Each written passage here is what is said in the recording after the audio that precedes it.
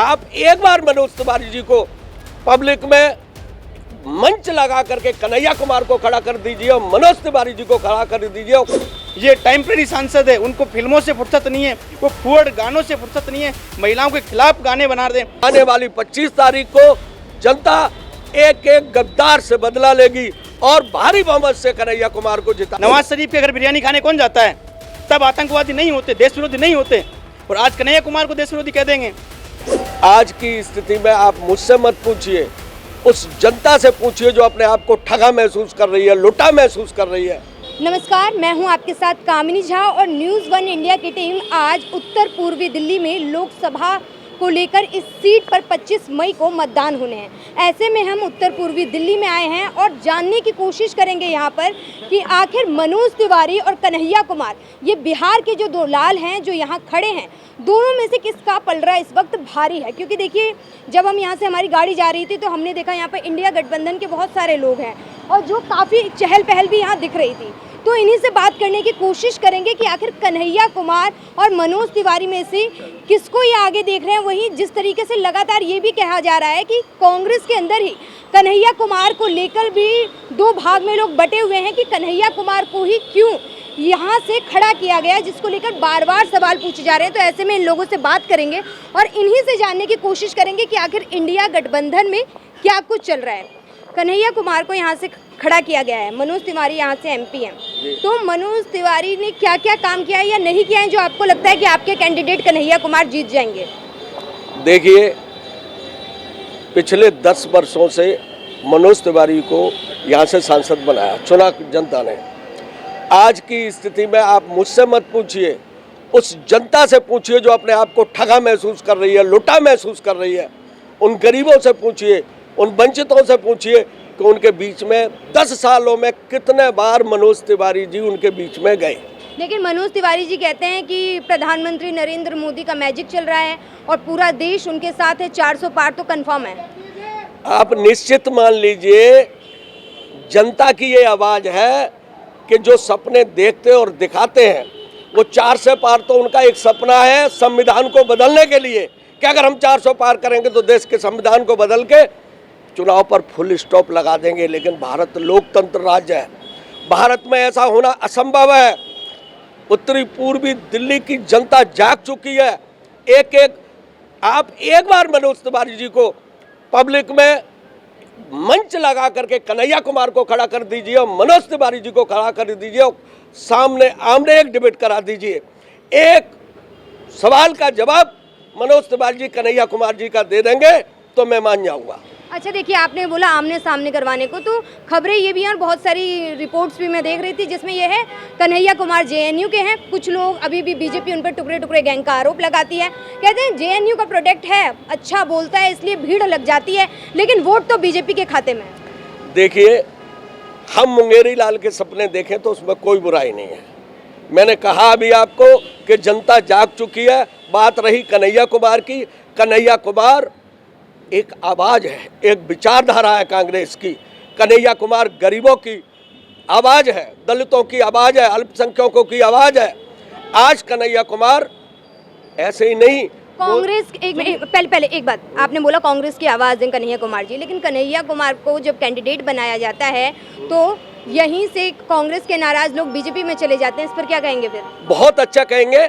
इसमें ये कहेंगे कि जो लोग कथित पहले बीजेपी में चले गए थे उनको हमने सम्मान दिया क्योंकि हमारा दिल बड़ा है। उसके बाद फिर वो एक षड्यंत्र बनाते हैं बीजेपी के साथ और चुनाव के ऐन वक्त पर वो मूव करके बीजेपी में चले जाते हैं।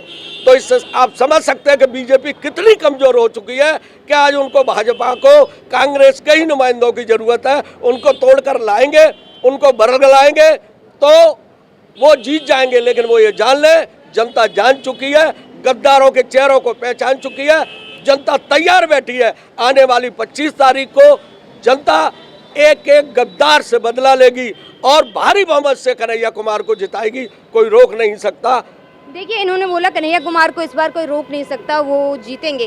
क्या लगता है, क्योंकि कन्हैया कुमार की जो छवि बनी हुई है और बीजेपी लगातार इसी को लेकर हमलावर कर रही है, हमलावर है कि मतलब कांग्रेस को कोई और कैंडिडेट नहीं मिला, टुकड़े टुकड़े गैंग को जो थे जेएनयू के, उन्हें कैंडिडेट क्यों बनाया कांग्रेस ने? क्या उनके पास कोई भी देशभक्त व्यक्ति नहीं बचा है जिसे वो उम्मीदवार बनाती?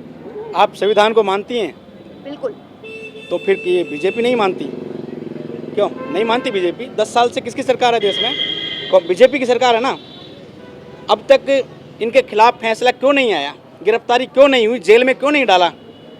कोर्ट अपना काम कर रहा है ना।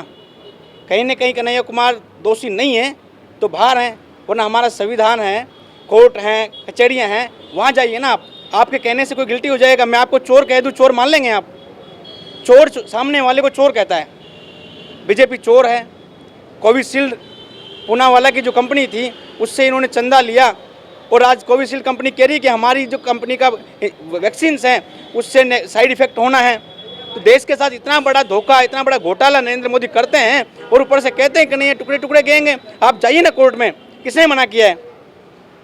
कोई टुकड़े टुकड़े गएंगे। कन्हैया कुमार जी बहुत अच्छे मार्जिन से जीत रहे हैं। अभी जब फील्ड में जाते हैं तो लोग कहते हैं कि हम परेशान हो गए, हमने हमारा सांसद देखा नहीं। ये टेम्परेरी सांसद है, उनको फिल्मों से फुर्सत नहीं है, वो फुअड़ गानों से फुर्सत नहीं है। महिलाओं के खिलाफ गाने बना दें। आज महिलाएं उससे शोषित है, पीड़ित है, महिलाओं को घर से बाहर नहीं निकलने दिया जाता। उनके गाने ऐसे हैं, आप सुनिए उनके गानों को। महिला विरोधी गाने गा रहे हैं वो लोग। लेकिन मनोज तिवारी कहते हैं कि वो तो मतलब राम भक्त हैं और जितने राम भक्त हैं मतलब उस सभी वोटर्स को सीधे प्रभु राम को लेकर कह रहे हैं। जो राम भक्त होगा वो हमें वोट देगा, जो राम विरोधी होगा वो जाके इंडिया गठबंधन को वोट देगा। तो इनका तो काम ही है ना, जो सौदा करते हैं, ब्लैकमेल करते हैं इमोशनली। क्या राम इनके हैं? राम हिंदुस्तान का नहीं है, पूरी दुनिया राम को मान रही है। भगवान राम सबके आस्था का विषय है, ये कोई व्यापार का विषय थोड़ी। ये इमोशनली ब्लैकमेल करते हैं। लोगों का एजेंडा है कि धर्म के नाम पे वोट मांगो, जो धर्म के नाम नहीं आए उसे ब्लैकमेल करो, ईडी के नाम पे डराओ, इनकम टैक्स के नाम पे डराओ। ये इनका प्रोपेगेंडा है कि ताकि लोग डरें। राम का नाम लेकर डराओ इनको कि आपने अगर वोट नहीं दिया तो हिंदू धर्म खतरे में आ जाएगा। कैसे आ जाएगा? इस देश की 100 करोड़ की आबादी खतरे में आ सकती है? आप कहें हिंदू मुस्लिम के अलावा इनसे कोई बात मत कीजिए। पाकिस्तान कौन गया? नवाज शरीफ के घर बिरयानी खाने कौन जाता है? तब आतंकवादी नहीं होते, देश विरोधी नहीं होते। और आज कन्हैया कुमार को देश विरोधी कह देंगे। ये इनका प्रोपेगेंडा है। राम के नाम पे इनको कुछ नहीं मिलने वाला है। भगवान राम आस्था के विषय हैं, महापुरुष हैं और उनको मानने वाले लोग सत्य के साथ हैं। क्या लगता है उत्तर पूर्वी दिल्ली में क्या क्या मुद्दे हैं जिसको लेकर आप लोग जनता के बीच जा रहे हैं, जिससे कि आपको लगता है कि आपके कैंडिडेट कन्हैया कुमार जीतेंगे? मनोज तिवारी माननीय सांसद जी का दावा है कि उन्होंने 14,000 करोड़ रुपए खर्च किए हैं। वो 14 रुपये भी कहीं दिखा दें कि हमने खर्च किए हैं। वो अपना 10 साल का रिपोर्ट कार्ड दें और उसमें बताएं कि हमने इस साल इस विधानसभा में ये रुपए इस योजना के तहत खर्च किए। कोई उनके पास मुद्दा नहीं है, कोई उनके पास करने को बात नहीं है। आज चुनाव बने को 10-12 दिन, मैम एक मिनट, चुनाव बने को 10-12 दिन हो गए।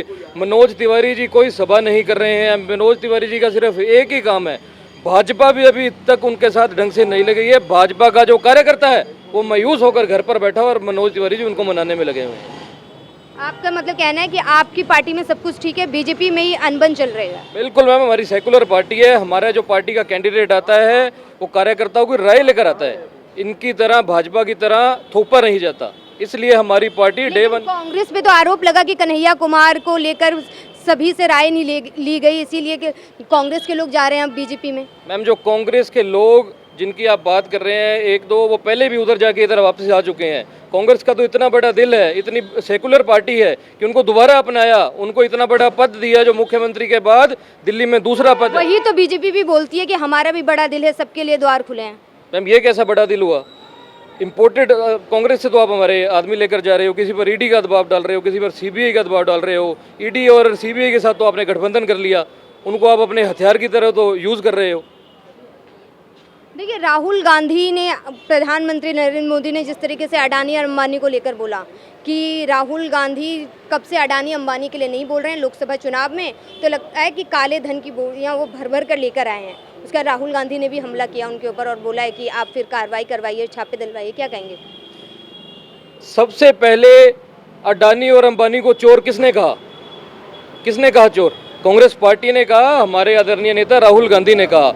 मोदी जी अब मजबूर हो गए हैं अडानी और अंबानी का नाम लेने के लिए। 10 साल में उन्होंने नाम नहीं लिया आज तक अंबानी और अडानी, अपने जो उनके खास मित्र हैं, जो उनके किचन कैबिनेट का एक अघोषित तरीके से हिस्सा है, उनका नाम ले लिया। राहुल गांधी ने और कांग्रेस पार्टी के वर्कर ने उन्हें मजबूर कर दिया कि आपको अडानी और अंबानी पर बोलना पड़ेगा। तो आप ये कहना चाहते हैं कि प्रधानमंत्री नरेंद्र मोदी इस वक्त डरे हुए हैं? बिल्कुल डरे हुए हैं मैम। उनकी सीट 200 से नीचे आ रही है और जो उनका नारा है 400 पार का, वो अगर 2 बारी भी सीट अपनी मिला लेंगे तो भी 400 पार नहीं होने वाली है। ये तो एक बारी की बात कर रहे हैं ना, 2 बारी मिलाएंगे तभी भी 400 पार नहीं होगी। 200 से आंकड़ा इनका नीचे रहेगा। ऑन रिकॉर्ड आपके इस चैनल पे मैं कह रहा हूँ। अच्छा, जनता के बीच जाके आप लोग जैसे युवा हैं, जनता के बीच जाके किस तरीके से आप लोग विश्वास दिला रहे हैं कन्हैया कुमार को लेकर कि कन्हैया कुमार काम करेंगे? उन देखिए, हम जनता में जा रहे हैं। पहले भी हमारी कई स्टेट में सरकार रही है, चाहे राजस्थान में रही है। अभी आयुष्मान का कार्ड जो बनाया इन्होंने, राजस्थान में किसी ने इनका कार्ड नहीं बनवाया, क्योंकि 25 लाख रुपए का इलाज बहुत सरल तरीके से हर व्यक्ति को मिल रहा था राजस्थान में। और वही नीति आज हम देख रहे हैं कि आज देश के हालात ये कर दिए हैं, किसी के साथ दुर्घटना हो जाए, 2 लाख रुपए की लागत आ जाए तो आदमी अपना घर बेचेगा, लोन लेगा, कर्जा लेगा और उस कर्जे में दबकर इलाज करवाएगा। लेकिन कांग्रेस पार्टी 25 लाख रुपए का जो इलाज दे रही है, उससे जनता को आस है कि ये हमारी चिंता कर रहे हैं। कांग्रेस पार्टी के अंदर बैठे हुए लोग, आम लोग बैठे हुए हैं, गरीब के घर से निकले हुए लोग बैठे हुए हैं। आप कन्हैया कुमार जी की बात कीजिए, इनकी आंगनबाड़ी की कार्यकर्ता है। एक आंगनबाड़ी कार्यकर्ता का बेटा अगर इतने बड़े पद पर जाएगा तो बीजेपी के तो सांप लौटेंगे ना सीने में, और वही हो रहा है आज। देखिए, आप लोगों ने कन्हैया कुमार पे दाव तो खेला है, लेकिन कन्हैया कुमार जो बिहार के ही हैं, बिहार के बेगूसराय से जब 2019 के चुनाव में उतरते हैं तो हार जाते हैं बीजेपी के गिरिराज सिंह से। तो किस तरीके से आपको लगता है कि दिल्ली की जनता उन्हें स्वीकार करेगी? देखिए, कन्हैया कुमार हारे, क्या ओछी हरकत की इन्होंने? संवैधानिक तरीके से चुनाव लड़े, प्यार प्रेम से लड़े, हारे, हार को स्वीकार किया। जनता है, जन का मत होता है, जनता किस बात पे वोट दे रही है हम स्वीकार करते हैं। हम पहले 10 साल से सत्ता से बाहर हैं, लेकिन जनता के साथ तो है ना। जनता फिर भी कंफ्यूज है कि 24 के रन में अगर हम इंडिया गठबंधन को 1 मिनट के लिए जिता भी देंगे तो फिर दूल्हा कौन बनेगा? क्योंकि बहुत महत्वपूर्ण रख रहा है, क्योंकि बीजेपी सीधे प्रधानमंत्री नरेंद्र मोदी के चेहरे पर खेल रही है, लेकिन आप लोगों के पास चेहरा नहीं है वो, जिसको लेकर आप लोग काफ़ी कमज़ोर दिखते हैं। एक बात बताइए, अब से पहले भी कांग्रेस के प्रधानमंत्री बने, क्या पहले घोषित किया किसी को? हमारे यहाँ स्वतंत्रता है, हम किसी के ऊपर दबाव नहीं बनाते। हमारे देश में जो सांसद चुनकर जाते हैं उनको ये अधिकार है कि हम किसको हमारा नेता चुनते हैं। संसदीय दल का नेता किसे बनाना, ये हमें अधिकार है, हमारे सांसदों को अधिकार है। इनके यहाँ फिक्स है कि नरेंद्र मोदी को बनाना, इन्हीं के नाम पे आपको वोट मांगना है। इनके यहाँ ऐसा कुछ नहीं चलता। ये संवैधानिक प्रक्रियाएं नहीं है, ये दबाव की राजनीति करते हैं। हम स्वतंत्रता की राजनीति के संविधान के आधार पर राजनीति करते हैं, और हमारा संविधान ये कहता है कि जनता ने जिसको चुनकर भेजा है वो जनता की आवाज़ लेकर आ रहा है, और जनता की आवाज़ वही सांसद बोलेगा कि हमारी जनता को ये व्यक्ति पसंद है, इसे प्रधानमंत्री बनाया जाए, ये हमारे देश का नेतृत्व करें। चलिए, ये तो 4 जून को पता लगेगा कि आखिर जनता के दिल में क्या है। और दिल्ली की जो गद्दी है, प्रधानमंत्री नरेंद्र मोदी जो लगातार ये कह रहे हैं कि 400 पार होगी बीजेपी, वहीं इंडिया गठबंधन कह रही है कि प्रधानमंत्री नरेंद्र मोदी जो भी ये दावे कर रहे हैं वो झूठ साबित होगा और 200 भी बीजेपी नहीं लेकर आने वाली है। वहीं अब देखना होगा 4 जून को कि जनता का जो मैंडेट है वो किसे मिलता है और दिल्ली की गद्दी पर कौन बैठता है। फिलहाल मनोज तिवारी और कन्हैया कुमार में कौन किस पर भारी है, 25 मई को यहाँ की जनता मतदान करेगी और वहाँ ईवीएम में सब कुछ कैद हो जाएगा कि आखिर उत्तर पूर्वी दिल्ली में कन्हैया कुमार जीतते हैं या फिर मनोज तिवारी। 4 जून का सभी को इंतजार है। राहुल गांधी बड़े बड़े दावे कर रहे हैं, वहीं प्रधानमंत्री नरेंद्र मोदी भी काफ़ी हमलावर है। देखना होगा कि देश की जनता के मन में 24 के रन में क्या है।